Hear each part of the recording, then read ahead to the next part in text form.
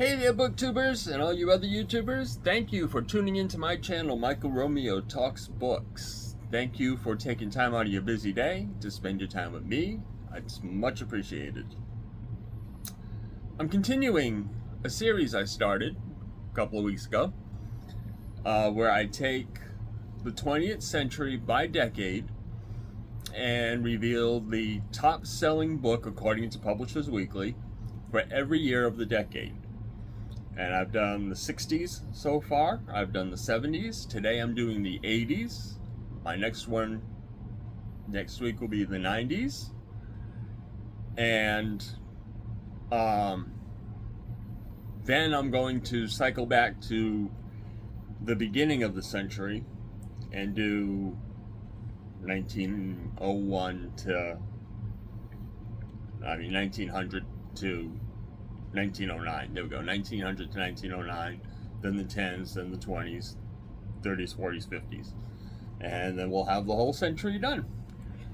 So today, the 80s, the 1980s. This is the list of top-selling books for every year of the 1980s. Okay?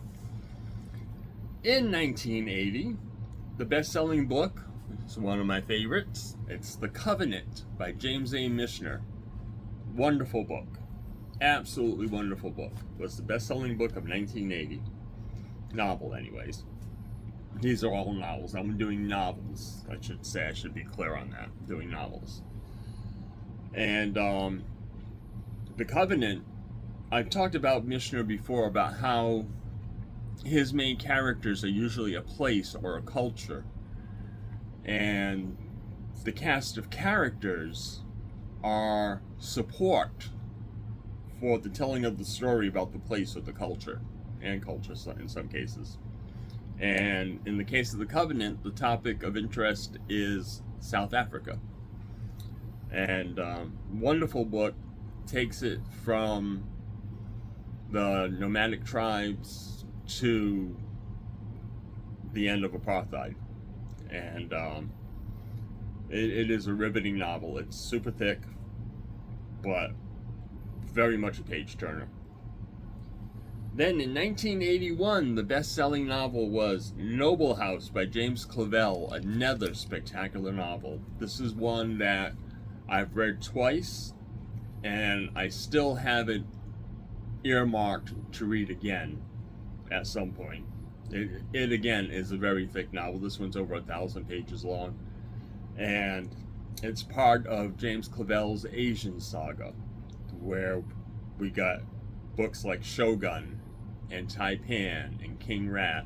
This is right in that series, and it's set over the course of a week in the early 1960s and deals with the banking and finance world in Hong Kong. And it has got a large array of characters who are all fascinating. Great situations, lots of plot twists, and it is just an overall great book to read. And probably for a good winter read, when you're really, hunkering down on the cold winter nights. Well, of course, I'm not going to be doing that because I live in Florida now. There's no such thing as cold winter nights in Florida, I don't think. Maybe. I don't know. Maybe not what I would consider cold anyway. And, so, good winter read, a lot of time with hot drinks under a blanket, and you can get through that book with no trouble whatsoever.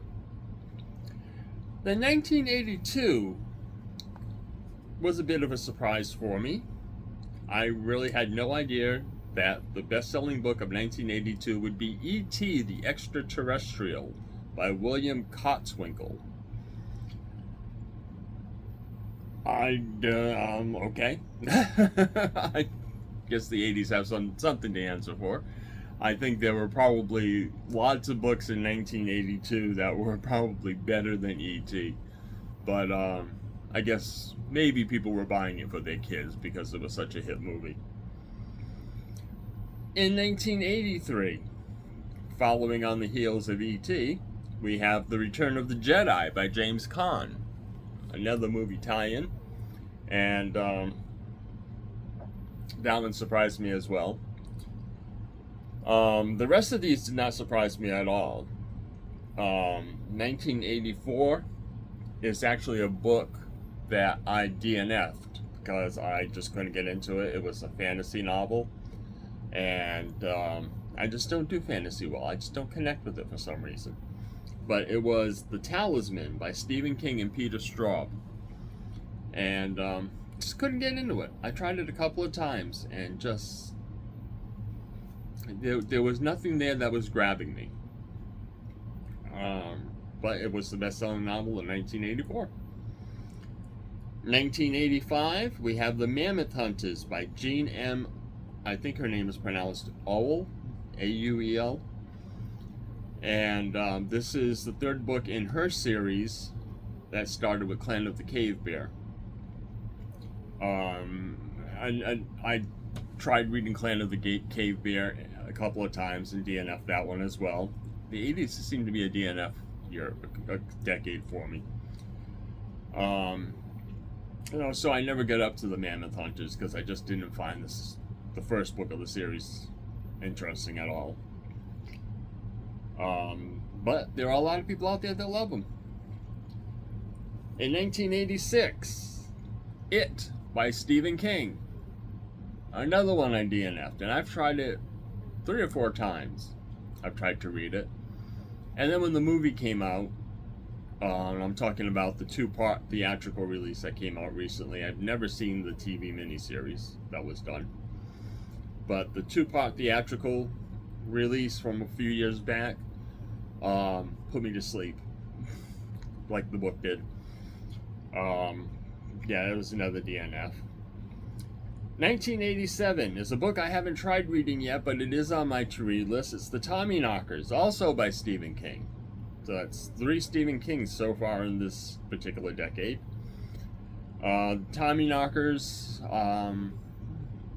I think it's about aliens. I'm not sure what it's about, but I have it earmarked because I do want to at least try all of Stephen King's books. The reason I say it that way is because his books are the type either I love them or I really dislike them. And there's no real in between. But I don't know what they're going to be until I try reading them. And I would hate to miss some really good ones by assuming one of them is going to be bad and it may turn out to be one of his greatest. Like Revival, I really did not expect to like, and I loved it.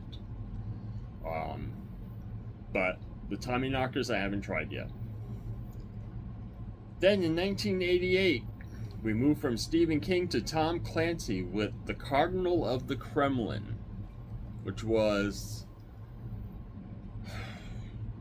the 3rd in publication order for the Jack Ryan series, the 4th for the Jack Ryan storyline, because there was one that came out that was like a prequel.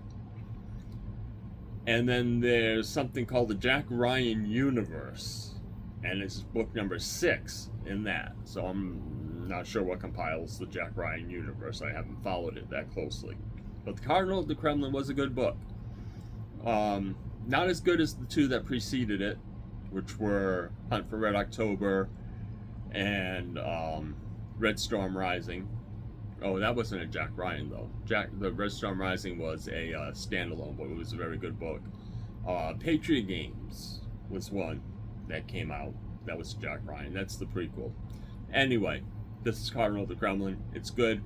Not as good as the previous books, but still worth a read. And then in 1989, we got another Tom Clancy, another Jack Ryan book, The Clear and Present Danger, which I haven't read yet, but it is on my I'll read it someday list, I suppose. I do want to read more of the Jack Ryan books that have come out, because I did enjoy the first few so much. Clear and Present Danger by Tom Clancy. So that's it. That's a whole decade already in under 10 minutes. Wow. some good reading there, folks. Some of it is questionable. I'm not sure about E.T. the Extraterrestrial or Return of the Jedi. They were entertaining movies. I don't think they were spectacular. Not sure about the books being listed as the top selling book of those 2 years. But the rest of them, yeah, there's something there for everybody. Everything from horror to historical to intrigue. Yeah, something good. It was a interesting decade. Coming up next Sunday will be the best-selling books of the 1990s. And we're getting closer to the young crowd in the BookTube universe. And getting closer to their birth years and finding out what you all have read. And I'm starting to ramble. Me? Ramble? I don't ramble. Anyway, that's it for today. The top selling books of the 1980s. Give it a thumbs up if you enjoyed it.